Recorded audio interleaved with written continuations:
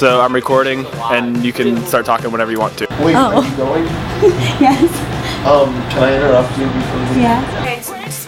Go for it. Go for it? Yeah. Did you start? Yeah. Okay. What was your most valued ISP experience?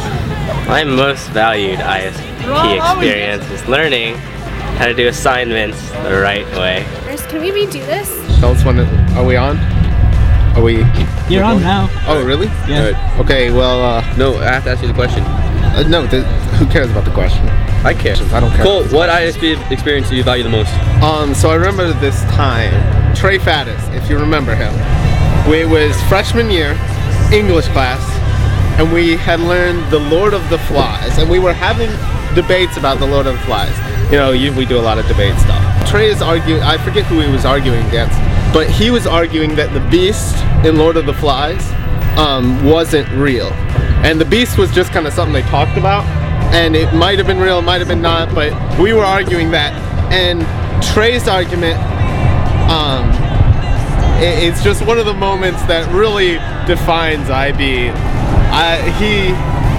He said, you know, when I was a little kid, I had an imaginary friend. And one day my mom sat me down and said, "Sweetie, your imaginary friend isn't real.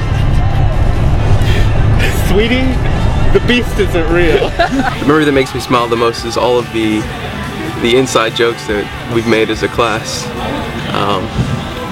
You know how words mean things. Jello, jello, jello. Jello, jello, jello. Or the reverse side has a reverse side. You know, those things actually, they are significant if you actually think about it, but it's also a joke to us, and I think that's something that I'll always take away from this experience. The thing that makes me smile the most, pretty much, is that for every single teacher that I've had, I provoked some reaction by them as sort of like, wow, this kid is ridiculous, or I've made him just stop and pause and stare at me. I remember the stare of every single teacher that I've done that to, and it's not they were disappointed, they just didn't know how to answer my question, or I was asking a stupid question just to be funny.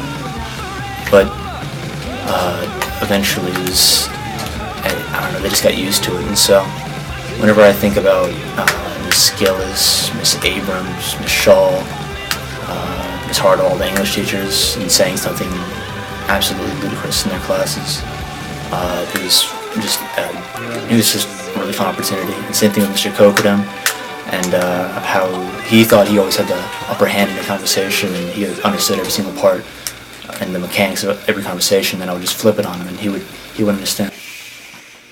I'm doing an interview. Okay. An interview with me? Okay. Ask me a question. In terms of all of those things that I've done in my time at IB, I would say that my most favorite thing has been the science research and the science competitions that I've gone to, and it hasn't necessarily been, my favorite part wasn't about winning the awards, it was about the experiences that I received because Jae-young and I achieved so highly with those, with our research. And I remember probably the experience that makes me smile the most when I think about the past 4 years was at one point during my sophomore year, I was at an international science competition in Houston, Texas, and I was with a group of people from all over the world, a group of young scientists from all over the world, who, like, we were all like on the same level with what we were passionate about. We were passionate about science and exploring our curiosity, and we were on the 3rd story of a hotel playing water polo in the swimming pool. And at the time, like for like a while, it didn't register, but as soon, like at one point, it all registered. It clicked where I was, and it was an amazing experience. Right now, I'm in the library with my book buddy Emma, and I started doing book buddies because of Cass. But even though Cass has passed, I'm still involved because I made a connection with Emma, and I enjoy coming here every Tuesday and spending time and helping her with her homework and learning. Right. So what are you working on now? Her EOGs are coming up, and so we're going through practice passages. And right now, she's doing a poem. The kids in our class, our senior class, have taught me to be comfortable with myself and to appreciate myself for who I am and just essentially be myself. And I think that it has helped me learn more, not only about myself, but about the people around me, and allow me to compare myself to everyone and see where our good parts of us are and the bad parts of us. And the students really helped me a lot with that, and how to just not let others tell you what to think or what to believe, but how to believe what you want to believe. Doesn't matter. You're not gonna put that in there. Probably the award ceremonies at the end of each year, because it was a good way to wrap up the year and really appreciate one another, I guess, and in IB terms, like reflect on everything that happened. I guess the award ceremonies is where like the whole year culminates, and we're really able to appreciate one another no matter what happened during the year. I really value my personal project because it really allowed me to get to know myself better, especially as an artist, and experiment with the paints and different movements, and really got me to better understand the significance of your own personal style. And what was your personal project? I experimented in different art styles and art movements, and just to try to find my own style. And then through that experience and process, I found out that I can't create my own style. It grows with me as I grow on, and it'll change throughout my life. I guess the lesson I'm probably going to take with me is, I guess, organizing my time differently, just with all the projects we've had.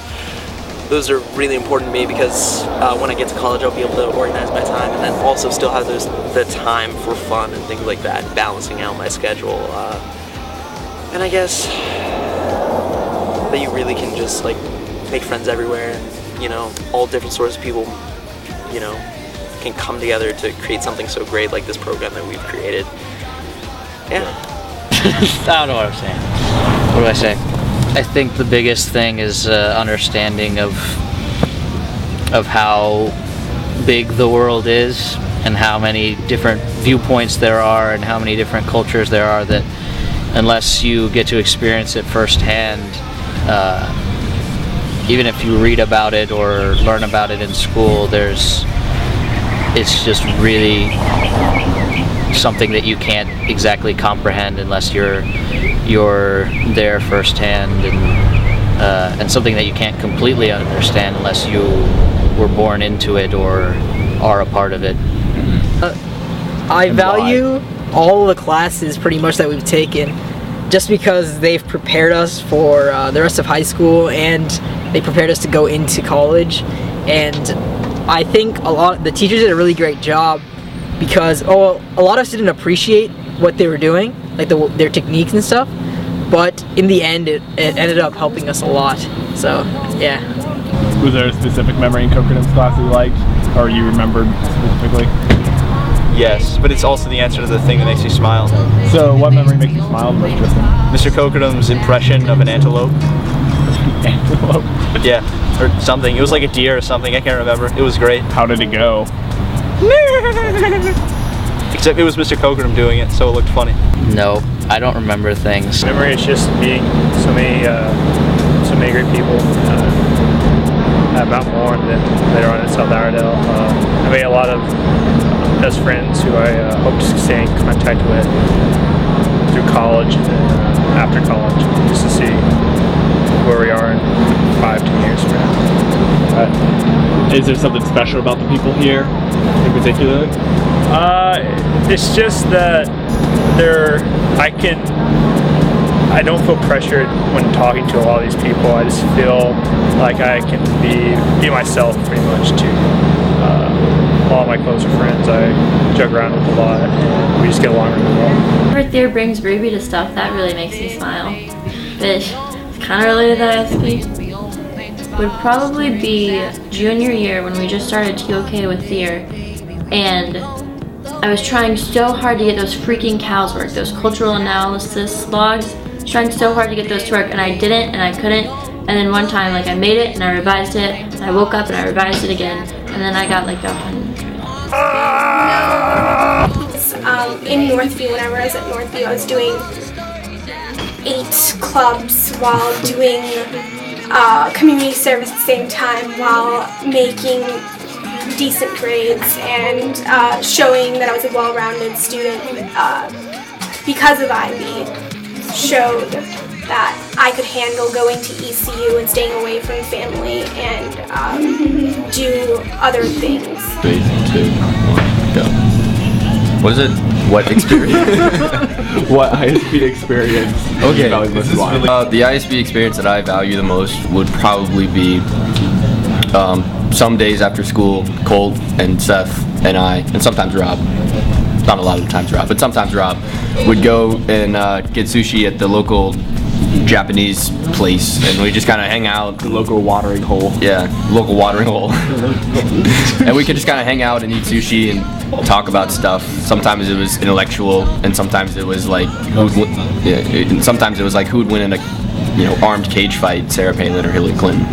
We've never had that discussion. It was an example. We definitely did have that. Yeah. Really? Oh, yeah, okay. I definitely remember that one. So hanging out and eating sushi and talking about awesome stuff with my friends is the ISP experience that I value the most. Do I look at the camera? Doesn't matter. There are a whole lot of IB experiences that I really value, mainly because as cheesy as it sounds, every single day is a memory that you have to value. I mean, 20 minutes ago at lunch we sat around for a half hour discussing gay rights in a very heated argument, and the day before we had a huge debate about Star Wars, and the day before it's a different debate every day, and you learn something new every day that I can take with me for the rest of my life, and I value that.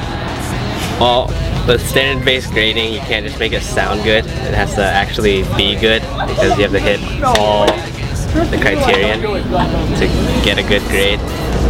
Because I mean, you can't just BS stuff if it doesn't actually have any substance behind it. Right, and you said standards-based grading made you do that? Well, yeah, because in normal grading, it's so much more arbitrary. If it sounds good, the teacher's going to be like, I guess that's a good paper, give you a good grade. And then standards-based grading, you have to actually hit like those seven criterion per standard. I've learned that I can't always assume that I'm right, and that there is no right answer no matter how bad we want it to be true. And that every perspective matters, and that differs so much. And you just can't tell someone they're wrong because they're probably not, and that's what they believe. And that's what I know. So my most impactful memory would probably be in 9th grade in Mr. Thier's language arts class. And up until then, I mean, I didn't really have much confidence in who I was, especially my intelligence. And he pulled me and another student aside, and he looked us both in the eye and said, hey, you know that you're a lot smarter than you think you are, and that kind of like changed me. It changed me in a way that I actually wanted to do well in school.